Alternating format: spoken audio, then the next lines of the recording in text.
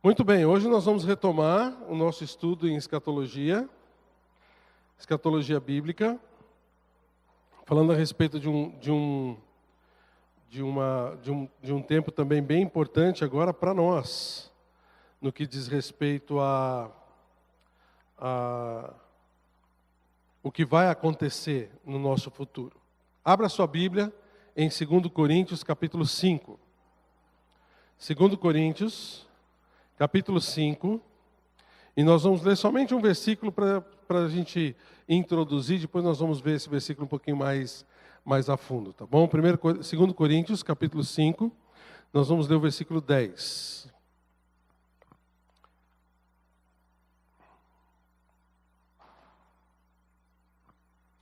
Abriu aí comigo?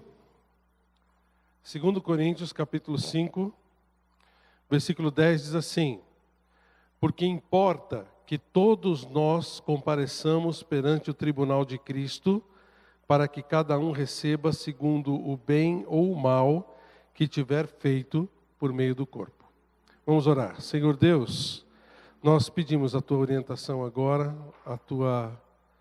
o Teu Santo Espírito sobre nós, a Tua sabedoria, para que a gente possa, Pai, não só entender o que a Tua palavra nos ensina, mas aplicar de verdade as nossas vidas, sabendo que o Senhor planejou o nosso futuro, que tudo que está acontecendo conosco é o Senhor quem cuida.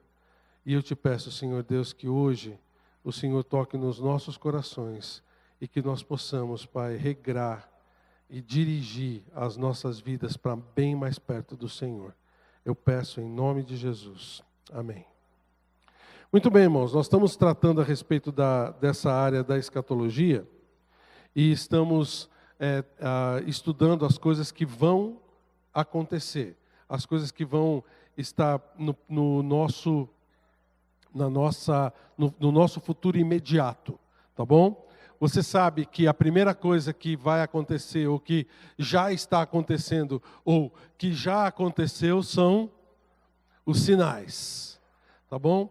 Você sabe que a gente já estudou que todos os sinais que a palavra de Deus nos dá com respeito à volta de Cristo e a tudo aquilo que vai acontecer no nosso futuro, já aconteceram, já estão acontecendo hoje em dia.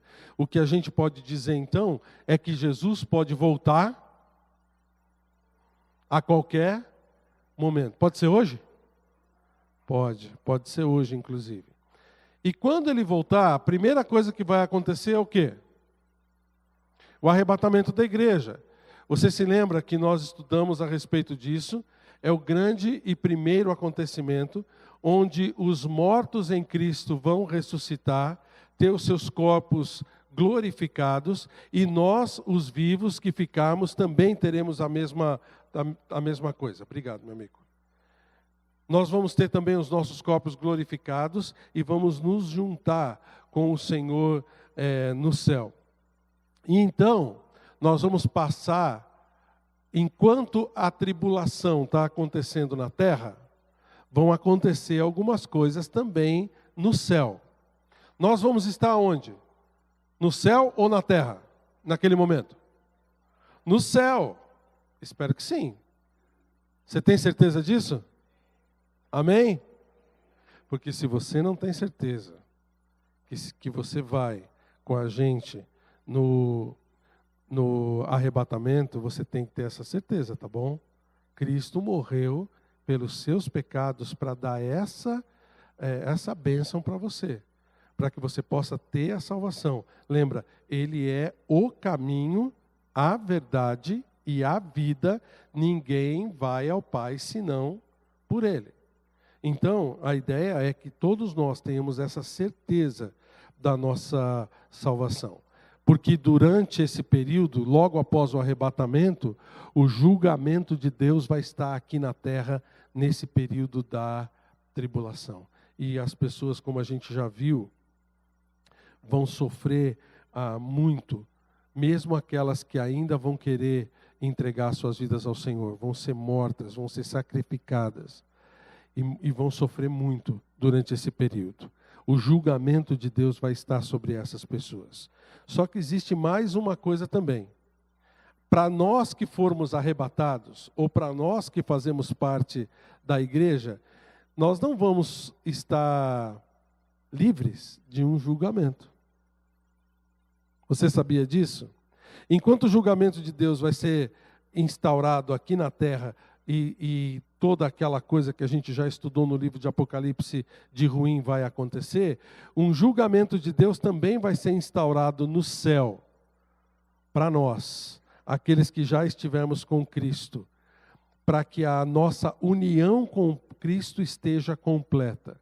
O julgamento dele vai ser dado naquele momento, que é chamado de o tribunal de Cristo. Enquanto nós aqui na terra está acontecendo a tribulação, duas coisas vão acontecer no céu: o tribunal de Cristo e as bodas do Cordeiro. Bodas significam o quê? Casamento, tá? Então essas duas coisas vão estar acontecendo no céu. E a gente vai ver que o tribunal de Cristo, ele prepara, vamos dizer assim, a igreja para o casamento com o Senhor. O tribunal de Cristo, então, seria uma preparação da noiva para se encontrar com Cristo. A noiva é a igreja, somos nós. E nessa união que nós vamos ter com Cristo, no final, vai ser a união completa. Nós vamos estar completamente com eles. Lembra da promessa dele? E assim estaremos para sempre com o Senhor, tá? Nas últimas mensagens, a gente falou bastante das punições de Deus sobre as pessoas ímpias. E talvez você tenha pensado coisas parecidas com isso, né? Bem feito para eles, né? Quem mandou não aceitar Jesus como Salvador? Eles vão ver o que é bom. Eles vão receber também o julgamento de Deus. Dá-lhe, Senhor, né? Pega eles, né? Mas a gente tem que lembrar que nós também vamos receber um julgamento. Então, não fica tão felizinho pensando que só os que são ímpios vão receber o julgamento. Nós também receberemos o nosso julgamento. A minha pergunta é: você está preparado para encarar o seu julgamento também diante do Senhor? Porque esse julgamento vai pegar a gente também. Nós também vamos ter que nos apresentar diante dele, tá? Então, como eu disse, vamos começar falando com o primeiro grande acontecimento que vai se dar no céu, que é chamado o tribunal de Cristo. Lembra que nós vimos esse versículo de 2 Coríntios capítulo 5, versículo 10, que fala exatamente o que vai acontecer. Vamos relembrar. Diz: porque importa que todos nós compareçamos perante o tribunal de Cristo, para que cada um receba segundo o bem ou o mal que tiver feito por meio do corpo. O que é esse tribunal de Cristo? Note que o nome foi dado pelo próprio apóstolo Paulo aqui. O que é esse tribunal de Cristo? É uma ocasião em que Cristo vai julgar a igreja. Cada um de nós, filhos de Deus, que escolheram a salvação, que escolheram ficar do lado dele. Note que esse versículo dá alguns detalhes bem importantes. Ele diz: olha, porque importa que todos nós compareçamos. Então esse julgamento vai ser o quê? Individual.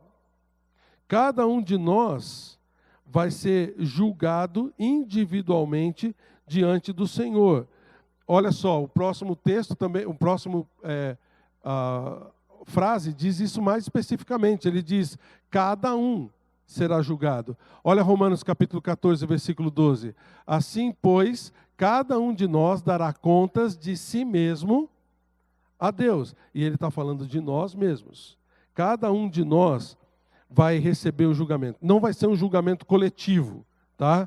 Você não vai se apresentar lá junto com seu pai, sua mãe, sua esposa, seu esposo, seus filhos. Não.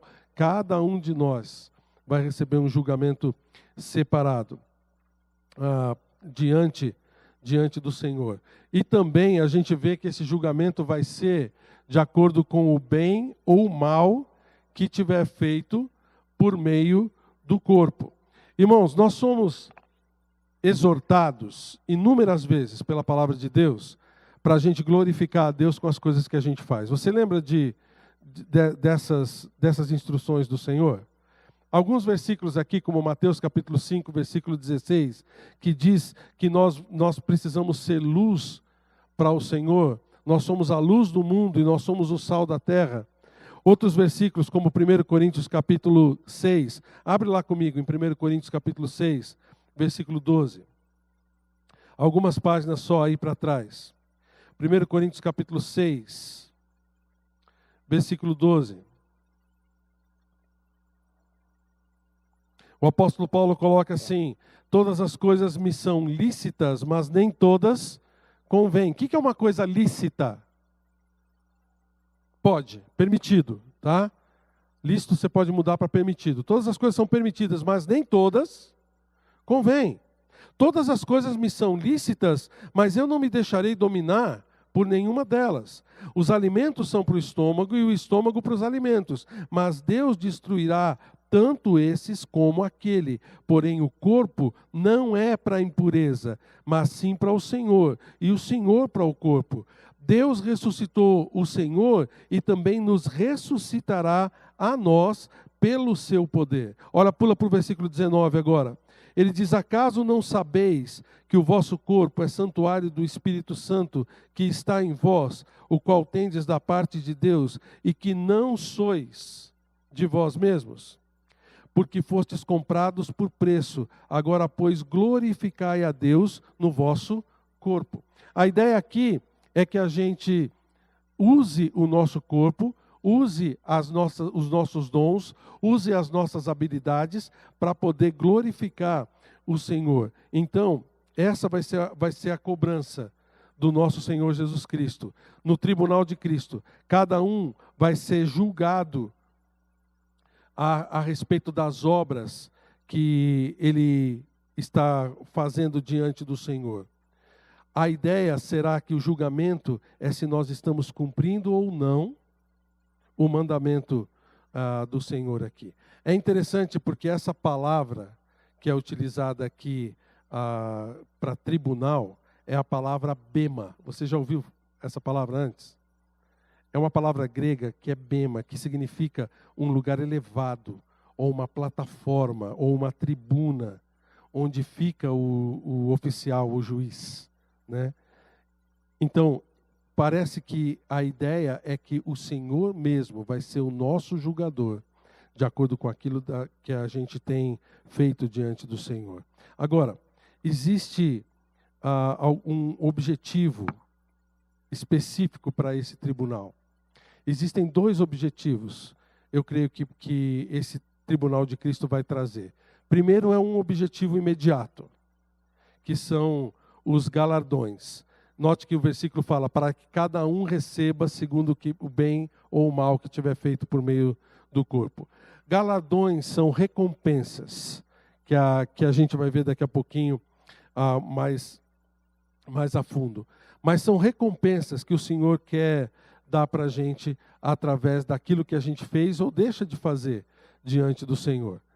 Mas existe um objetivo final também, que é a purificação completa da noiva de Cristo. Dá uma olhada em Efésios capítulo 5 comigo. Efésios capítulo 5, versículo 25, o apóstolo Paulo fala dessa pureza da igreja.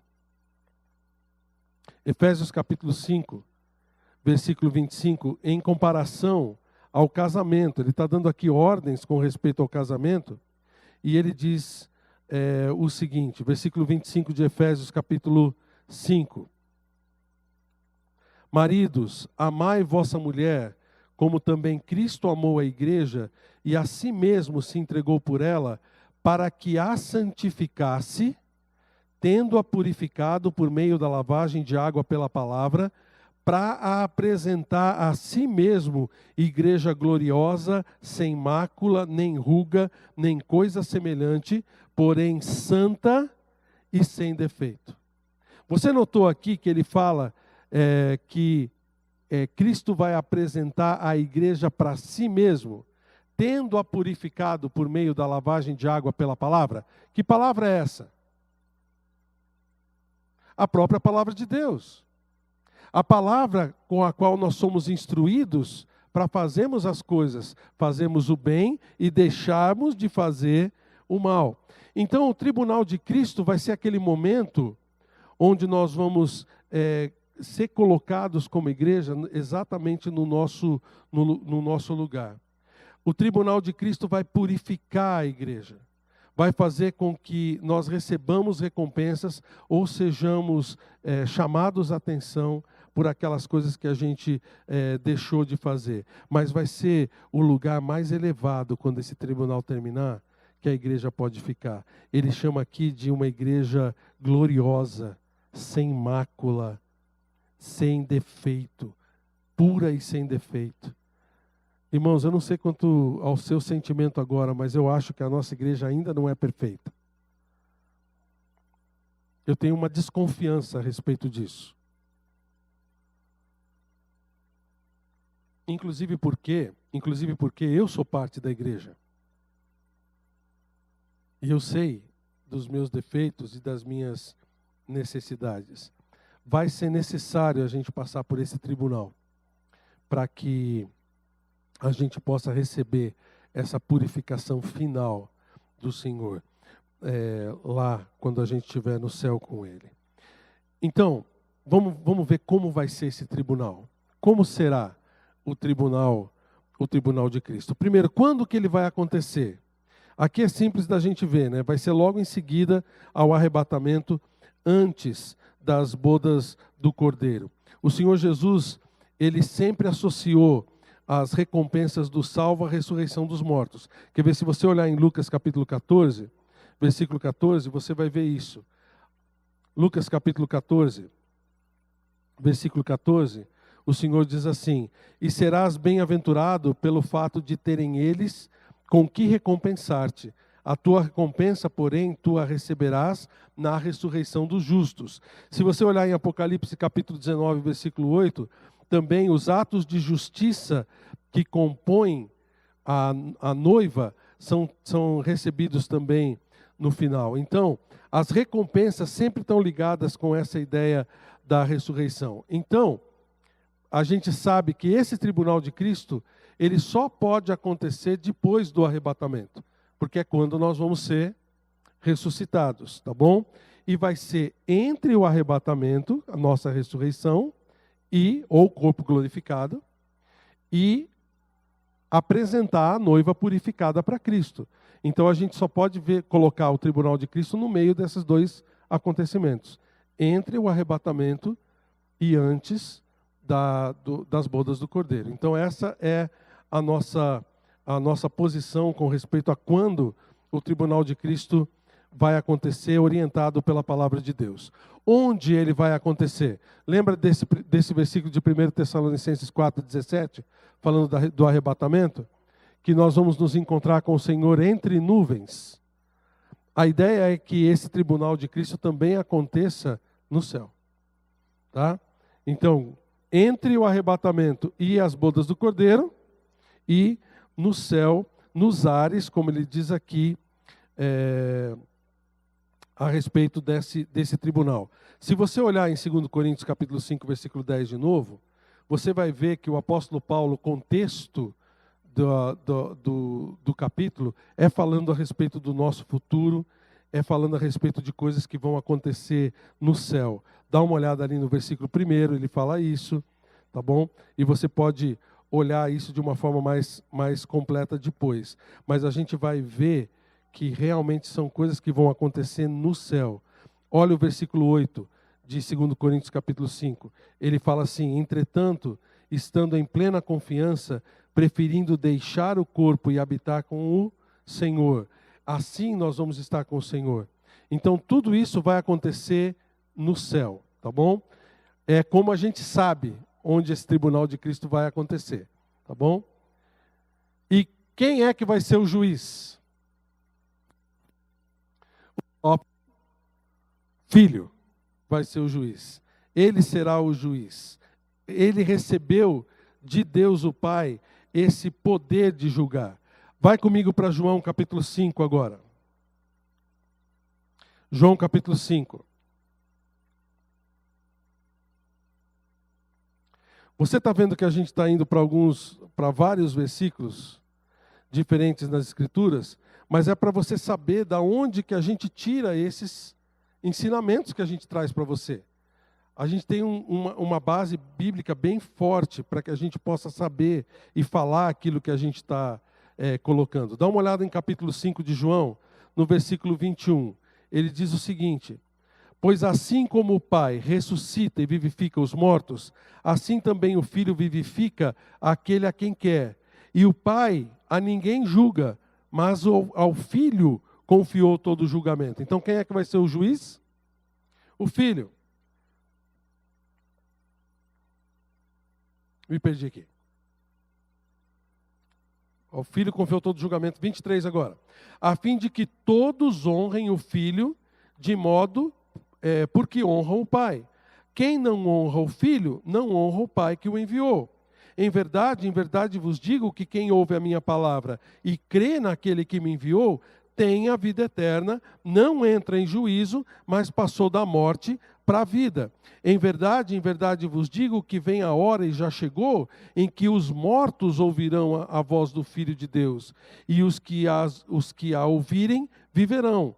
Porque assim como o Pai tem a vida em si mesmo, também concedeu ao Filho ter vida em si mesmo, e lhe deu autoridade para julgar, porque é o Filho do homem. Então a ideia aqui é que o Senhor Jesus Cristo seja o juiz desse tribunal que nós vamos ter. Se você olhar Filipenses capítulo 2, versículos de 9 a 11, você vai ver que ali está dizendo que aos pés de Jesus vão se dobrar todo joelho, debaixo do céu e sobre a terra. Ele é o juiz e ele é aquele que vai nos dar a sentença.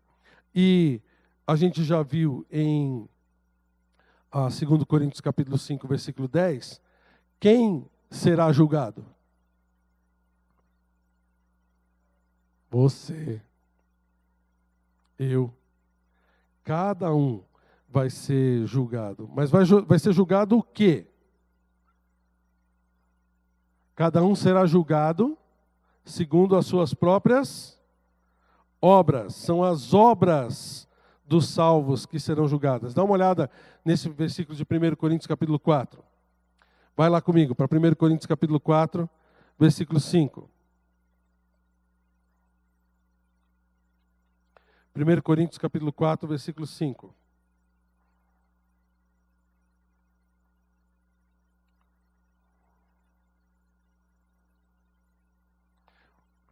Olha o que a palavra de Deus diz aqui. Portanto, nada julgueis antes do tempo, até que venha o Senhor, o qual não somente trará à luz as coisas ocultas das trevas, mas também manifestará os desígnios dos corações. E então cada um receberá o seu louvor da parte de Deus. O que vão ser julgados no tribunal de Cristo não vai ser única e exclusivamente aquilo que a gente fez ou deixou de fazer, mas vai ser a nossa motivação em ter feito cada uma daquelas coisas. Mas e os pecados, pastor? Não, os pecados já foram pagos. Lembra, nós estamos aonde já? No céu. Ninguém vai ser tirado do céu, tá bom? Os nossos pecados já foram perdoados na cruz. Não está tratando aqui de pecados. Os pecados já foram pagos. Está tratando das suas obras que você fez como salvo em Cristo, como filho, filha de Deus. São essas obras que vão ser julgadas. E segundo esse versículo de 1 Coríntios, capítulo 4, versículo 5, as motivações vão ser julgadas. Os desígnios dos corações vão ser julgadas, né? A obra que você fez foi feita na dependência de Deus ou foi feita através da sua própria força? Aquilo que você fez para o Senhor foi feito para dar honra e glória para Ele, ou foi feito para você aparecer, ou para que as pessoas aplaudam você? Isso é o bem ou é o mal que você vai estar fazendo através do corpo. Às vezes, irmãos, a gente tem a oportunidade de servir ao Senhor e de fazer coisas boas para o Senhor. E muita gente faz coisas muito boas. Mas qual é a motivação pelo qual você está fazendo? Você conhece alguém que é orgulhosa ou orgulhoso? Que não seja você, tá? Você não é orgulhoso de forma nenhuma, concorda comigo? Quando você faz uma coisa para que as pessoas possam reconhecer e você fica chateado porque as pessoas não reconheceram, você está fazendo isso para quem? Para você ou para Deus? Isso é um bem ou é um mal? Apesar que aquilo que você fez foi ótimo, obrigado, viu? Foi ótimo, ajudou bastante. Mas diante de Deus foi um bem ou foi um mal? Está entendendo a diferença? Nós não estamos tratando de pecados. Nós estamos tratando das motivações pelas quais a gente faz ou deixa de fazer, né, determinadas coisas para o Senhor.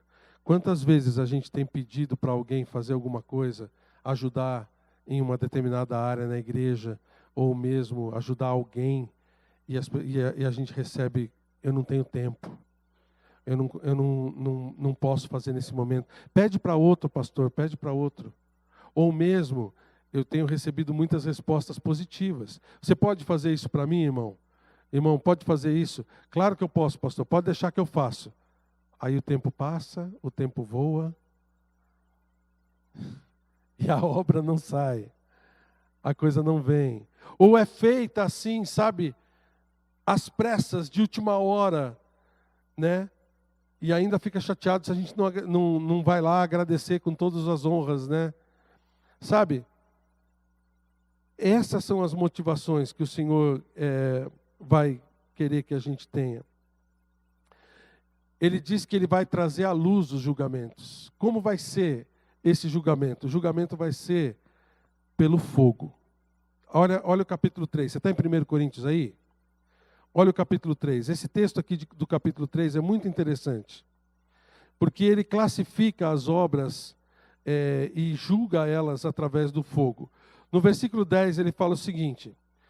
1 Coríntios capítulo 3. Segundo a graça de Deus que me foi dada, lancei o fundamento como prudente construtor, e outro edifica sobre ele. Porém, cada um veja como edifica, porque ninguém pode lançar outro fundamento, além do que foi posto, o qual é Jesus Cristo. Ele está colocando aqui, fazendo uma metáfora, uma ilustração, de como seriam essas nossas obras que a gente faz e a motivação delas. Ele fala aqui de obra sendo feita sobre um fundamento. E esse fundamento é quem aqui, viu? Você olhou no versículo 11? O fundamento é quem? Cristo. Imagina que você vai construir um prédio, ou você vai construir uma casa. Você não precisa se preocupar com o alicerce da casa, porque o alicerce você já tem. Você já é salvo em Cristo. Você vai estar no céu já.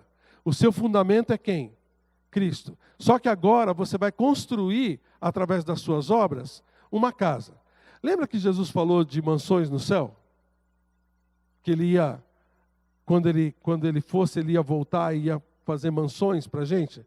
Eu não sei se essas mansões são literais, realmente a gente vai ter mansões no céu onde a gente vai morar, ou se é só uma forma dele falar das recompensas.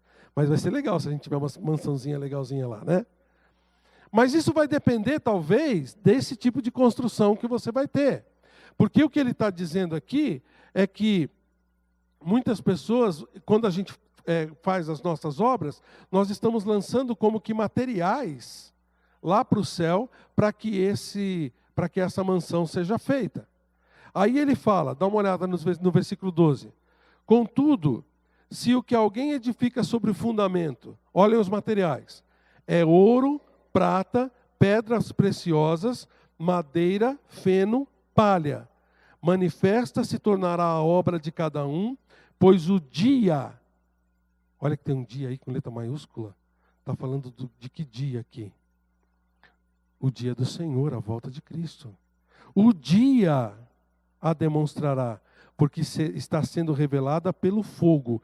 E qual seja a obra de cada um, o próprio fogo o provará. Ai, pastor, está falando de inferno aqui. Não, não é inferno, gente. A gente tem a mania de, toda vez que a gente fala de fogo, a gente liga com o inferno. O inferno também é um julgamento. Mas fogo nas Escrituras é símbolo de julgamento. Lembra que nós já estamos no céu. Nós já estamos salvos.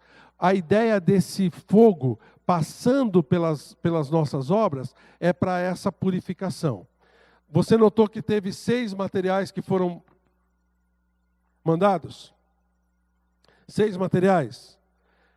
Ouro, prata, pedras preciosas, madeira, feno e palha. Agora imagina você, toda vez que você faz uma obra para o Senhor aqui na terra, um material você manda para lá. Se a coisa foi legal, você está mandando o quê? Ouro, prata, pedras preciosas. Mas se você fez com aquela intenção de aparecer, se você fez de qualquer jeito, se você fez por orgulho, querendo que as pessoas vejam o que você faz, sei lá o quê, é aquela parte do mal, você está mandando para lá o quê? Madeira, feno e palha. Aí vai os anjinhos lá, né? E constrói sua mansão. Existem anjinhos pedreiros, tá? Deve ter pelo menos, né? Aí eles vão lá e constroem a sua mansão. No dia do juízo, nesse tribunal de Cristo, Cristo vai mandar um fogo passar pela sua mansão. E o que é que vai sobrar? Tudo que é de madeira, feno e palha vai desaparecer.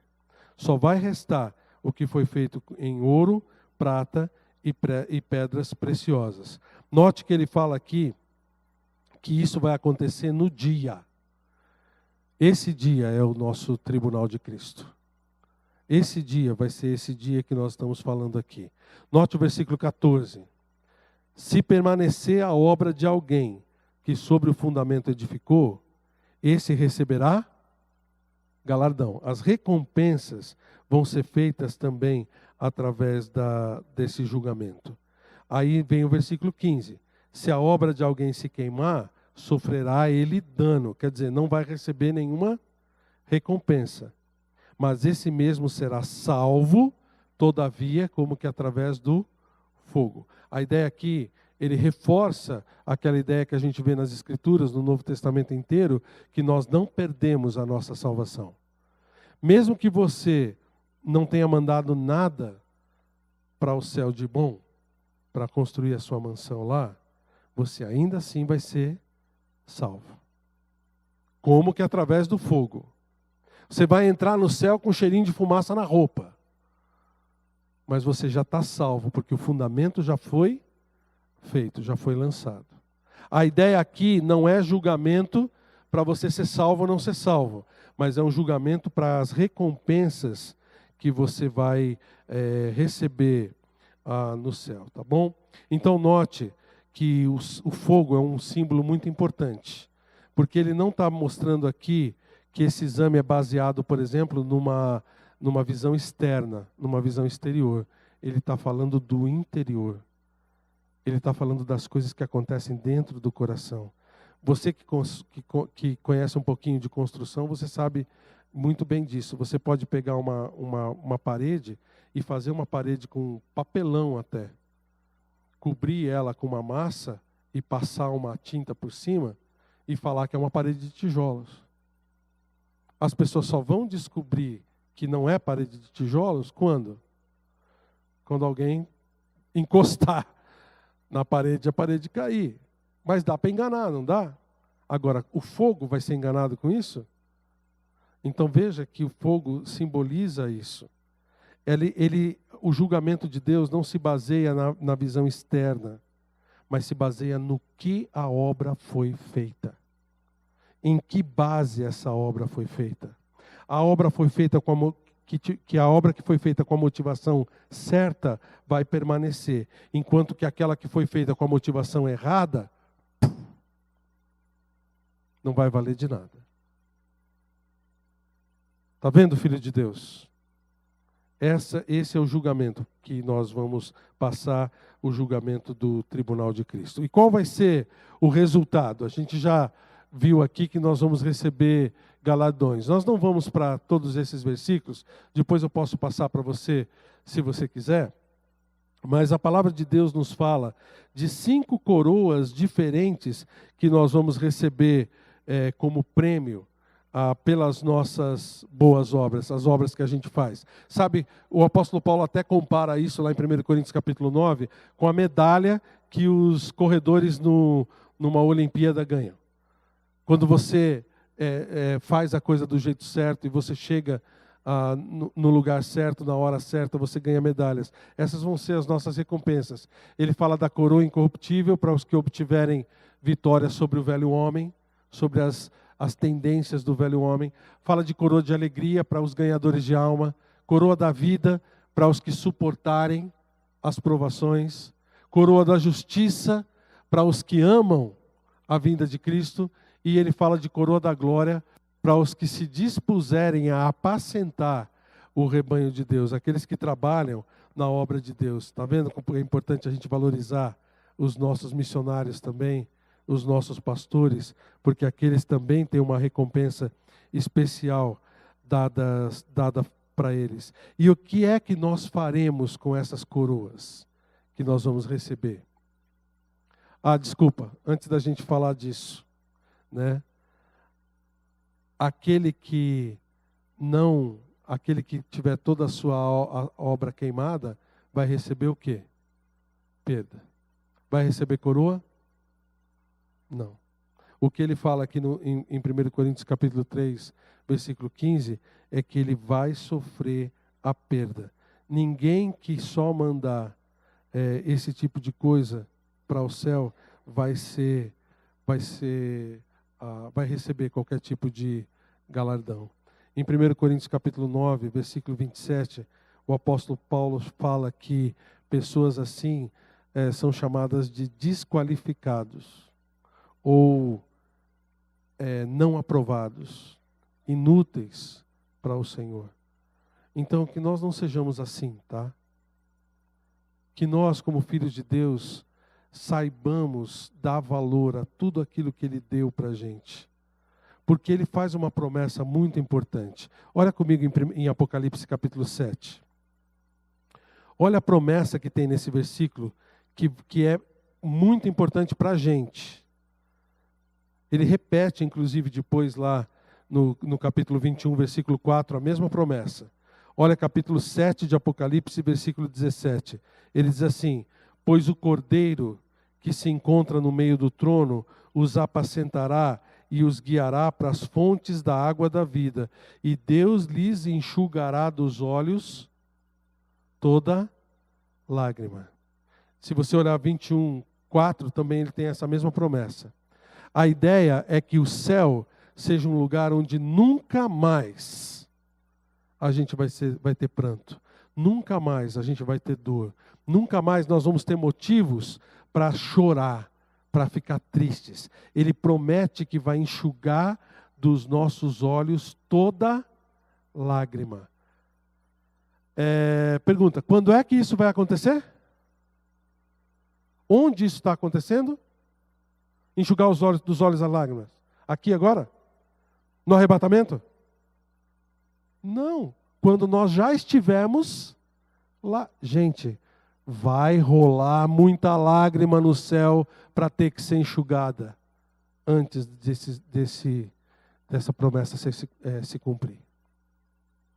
Muitos filhos e filhas de Deus vão chorar amargamente lá no céu porque foram negligentes com a sua vida aqui na terra, deixando de receber as recompensas,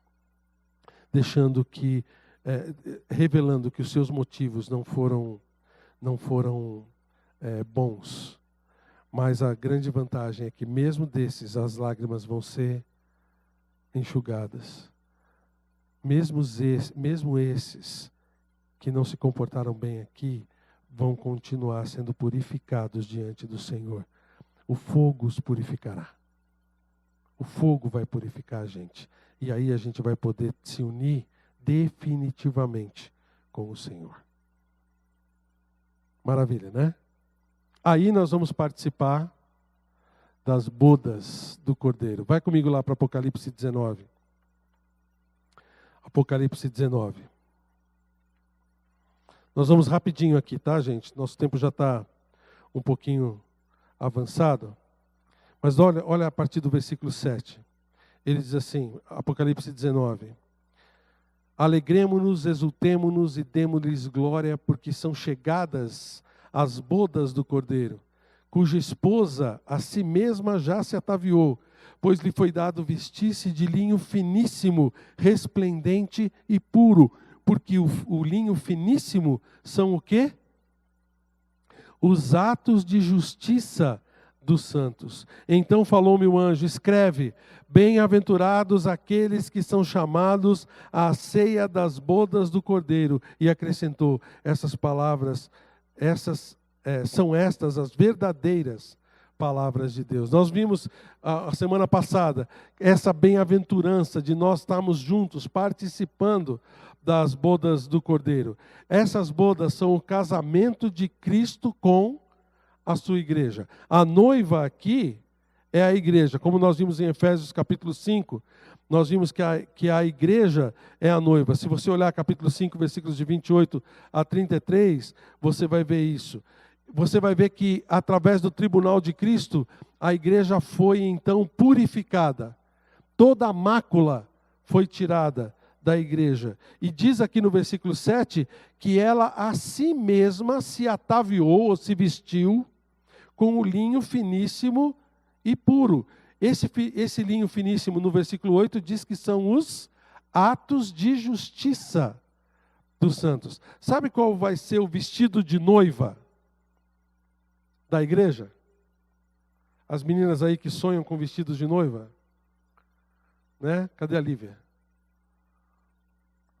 Ela sonha com o dia que ela vai pôr o vestido de noiva, né? Todas vocês, mulheres, têm quase todas pelo menos, essa fixação com o vestido de noiva. Aqui também vai ter um vestido lindo. O vestido de noiva da igreja vai ser o resultado do tribunal de Cristo. As obras de justiça dos santos. Gente, é aqui, nesse momento, que a igreja pura, santa, imaculada, vai se unir definitivamente com o Senhor. Depois de ter sido purificada pelo tribunal de Cristo, ela vai ser unida definitivamente com o Senhor. E aqui ele fala que vai ter até a comemoração. Não vai ser só o casamento, vai ter também a festa de casamento. Viu? A ceia, dá uma olhada no versículo 9. Então falou-me o anjo, escreve, bem-aventurado aqueles que são chamados à ceia das bodas. Nós vamos ter também, desculpa que eu coloquei, né? Porque o linho finíssimo são os atos de justiça dos santos. E nós vamos participar, então, logo depois da volta de Cristo, da ceia das bodas do Cordeiro. É a comemoração desse casamento. Enquanto o casamento se consuma no céu, a ceia vai se dar na terra com convidados presentes. A gente vê, por exemplo, em Mateus capítulo 25, dá uma olhada depois nos versículos de 1 a 13, que Israel vai ser o convidado também. Vai ser convidado também para essa ceia. E vai ser apresentado às bodas do Cordeiro. Note que ele fala depois que eles são bem-aventurados, né?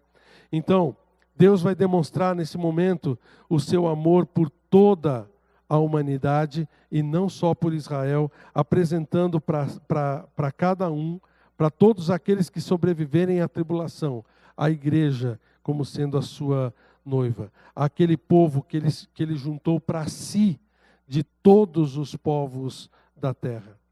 De todos os povos da terra. Lá em Atos capítulo 15... a palavra de Deus diz, Deus primeiramente visitou os gentios, a fim de constituir dentre eles um povo para o seu nome. Então, irmãos, aqui a gente vai ver que Cristo, antes de iniciar o milênio, vai nos apresentar para que a gente possa participar com Ele, reinar com Ele durante todo o período do milênio. Nós vamos ter não só a união completa com o Senhor, mas nós vamos ter também a nossa participação com Ele diante no milênio que Ele vai colocar. Então essa é o que vai acontecer no céu. o tribunal de Cristo e as bodas do Cordeiro. Talvez você estava pensando aí agora, né, pastor, o que eu vou fazer com toda essa informação? Né? Porque essa realmente é uma informação que a gente vai ter das coisas que vão acontecer com a gente. Então eu quero sugerir algumas coisas que você pode fazer. 3 coisas com essa informação. Primeiro, você ter certeza que você vai participar disso. Porque tudo isso que foi determinado pelo Senhor vai acontecer. E se você não estiver participando do tribunal de Cristo e das bodas do Cordeiro, significa que quando Cristo voltar, você vai estar participando do quê? Da tribulação que vai estar acontecendo. Então, se você já entregou a sua vida a Cristo de verdade, você está livre dessa situação ruim. Você vai participar. Mas o que eu quero é que você entenda que você precisa ter feito isso de verdade na sua vida. Eu estou dando uma olhada assim rápida para cada um de vocês que estão aqui e conhecendo cada um de vocês. Nós não temos nenhuma pessoa nos visitando hoje. Daqui a pouco eu vou apresentar vocês mais formalmente, mas ninguém nos visitando especificamente. Eu posso dizer que cada um de vocês já fez uma decisão ao lado de Cristo. Mas eu não posso dizer se essa decisão foi verdadeira dentro do seu coração. Quem é que pode dizer isso? Só você e Deus. Por isso é tão importante que você tenha certeza de que você realmente entregou a sua vida a Cristo. Que você tenha certeza de que aquela decisão que você tomou ao lado do Senhor realmente foi uma decisão verdadeira. Porque se você não fez essa decisão, se você só se enganou ou quis enganar os seus pais quando tomou uma decisão quando criança, ou foi na empolgação daqueles jovens na sua juventude, vários estavam aceitando Cristo, por que eu não vou aceitar? Deixa eu ir lá junto, e coisas parecidas com isso, você está se enganando a você mesmo. Lembra que o Senhor Jesus disse que no meio do trigo ia ter joio também? E que quando é que ia se determinar? No julgamento, o joio ia ser tirado primeiro e deixado só o trigo. Então, irmãos, é muito importante a gente lembrar isso. No arrebatamento da igreja, se você não tiver feito uma decisão verdadeira ao lado de Cristo, você vai ficar. Não importa se você tenha sido membro da igreja por tantos anos, tenha sido batizado, dá o seu dízimo, frequenta os cultos, não importa nada disso. Porque o que importa é o que está por dentro. Você pode enganar o pastor, coisa mais fácil é de enganar o pastor. Você pode enganar todo mundo que está à sua volta, mas a Deus você não engana. Então essa é a primeira coisa. O que você vai fazer com essa informação? Tenha certeza de que você vai participar no céu com a gente. Segunda coisa, se você já tem certeza, avalie a sua vida. Como está sendo realmente a sua vida diante de Deus? Que tipo de filho de Deus você tem sido? Você tem sido um filho, uma filha de Deus que realmente serve ao Senhor por dentro? Que realmente tem a motivação de estar junto do Senhor, de servir ao Senhor? Ou você é daquele tipo de pessoa que só faz as coisas para que as pessoas possam ver? Vem na igreja, mas nem presta atenção no culto, nem presta atenção na mensagem. Fica só vendo, prestando atenção para saber que horas que vai terminar o culto. Você toma da ceia do Senhor como se fosse uma coisa qualquer. Estiver tomando um golinho de suco. Por dentro, está vazio. Apesar de por fora estar parecendo maravilhoso. Mas por dentro está vazio. Como é a sua motivação? O que leva você a ser como você é? O que leva você a tomar as atitudes que você toma? Você realmente tem a sua base em Deus? Ou você tem base nas suas próprias opiniões, nos seus próprios pensamentos, naquilo que é agradável a você e não agradável a Deus? Quando alguma coisa da palavra de Deus, ou o pastor fala alguma coisa que você não gosta, não importa se está vindo da Bíblia ou não, não vou fazer. Deixa que eu sei o que eu estou fazendo. É assim que você lida com a sua vida? Deus se agrada do seu estilo de vida? Das decisões que você toma? Deus se agrada das suas motivações em fazer o que você faz? Avalie sua vida. Peça para o Senhor mostrar de verdade onde você precisa transformar a sua vida da maneira correta. Porque tudo isso vai acontecer. E você acha que você vai enganar quem? No tribunal de Cristo. Você acha que você vai enganar quem? Quando o Senhor Jesus, quando você estiver diante do Senhor Jesus e Ele cobrar você das coisas que você está fazendo ou deixando de fazer. Você vai enganar quem? Quando você quiser diante dele culpar outras pessoas por aquilo que você faz ou por aquilo que você é.